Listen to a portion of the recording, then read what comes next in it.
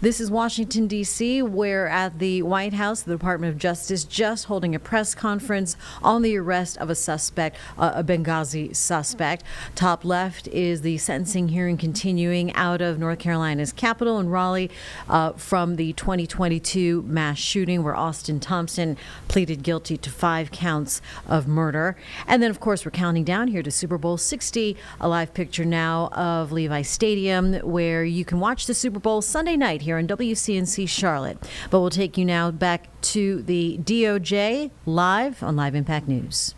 And conspiracy to provide materials for terrorists and support that resulted in the death of 4 Americans, as well as arson at the special mission.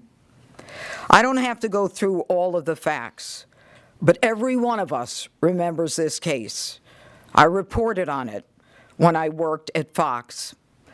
I had relationships, as Kash Patel just said, with the families. And last night, as soon as they were in custody, because of Pam and because of Kash, we had a limited unsealing order from Judge Cooper that allowed me to speak to the family members to let them know that justice was coming for Bakoush. I spoke with Sean Smith's mother, who I've known for years and have communicated with for years. I spoke with Tyrone Woods' widow, Dr. Dorothy Woods. I spoke with Ambassador Chris Stevens' family, as well as Glenn Doherty's brother, Greg, as well as his widow. These were people who never expected that justice would be coming.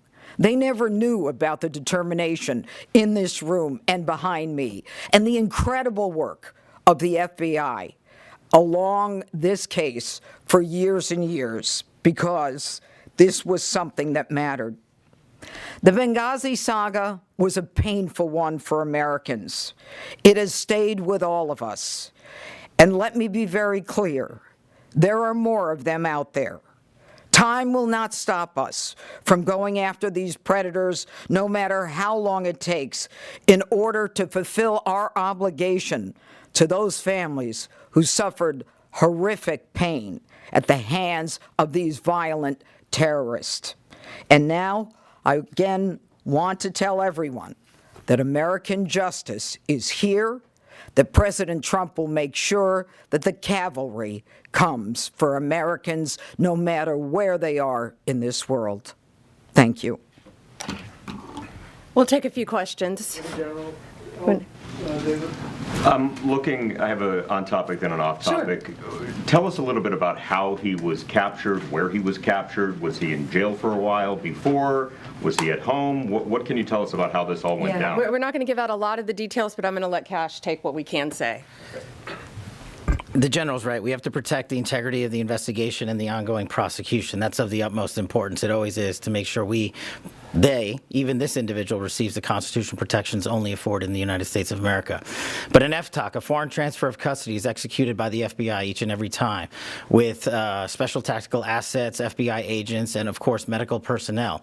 And that was done in this instance. And the individual was apprehended and transferred over the night and into custody early this morning at an airfield. And so that's about all we can say on that matter. But in order to maintain the chain of custody, this is what the FBI does, routine, every time. It's what we did for the 6 top 10 we already captured. It's what we did for the relentless others that we continue to capture. Was he picked up in Libya? He was picked up overseas. And then if I could just ask you 2 quick off topics. Obviously, this terrible tragedy we're watching in Arizona with Nancy Guthrie. I understand you know Savannah Guthrie. What is the federal government doing right now? Is the FBI now leading the investigation, taking it over from the locals? We're doing everything to assist the locals. We're working with the locals.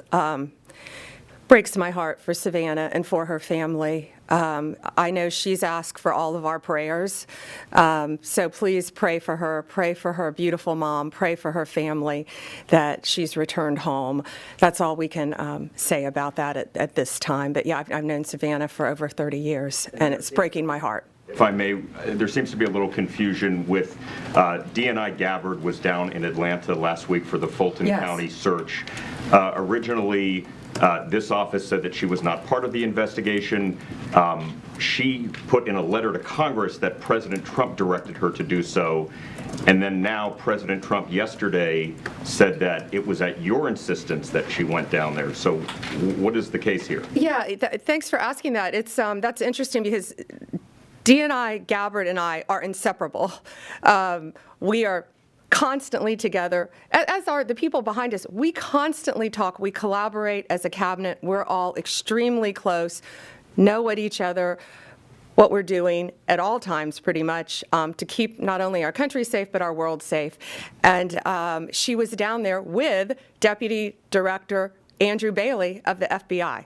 And I'm not going to talk about any other details of that matter right now because Georgia's a very important issue to us. She was there. We're inseparable. That's all I'll say. Mike, NBC. Can you say, was there foreign involvement in the capture of this suspect? What kind of assistance did you get from other countries? I'm going to let Director Patel take that. I think we're not going to be able to say a lot on that matter as well. But and to you personally, I'm so sorry you and your NBC family are going through this right now. We appreciate it.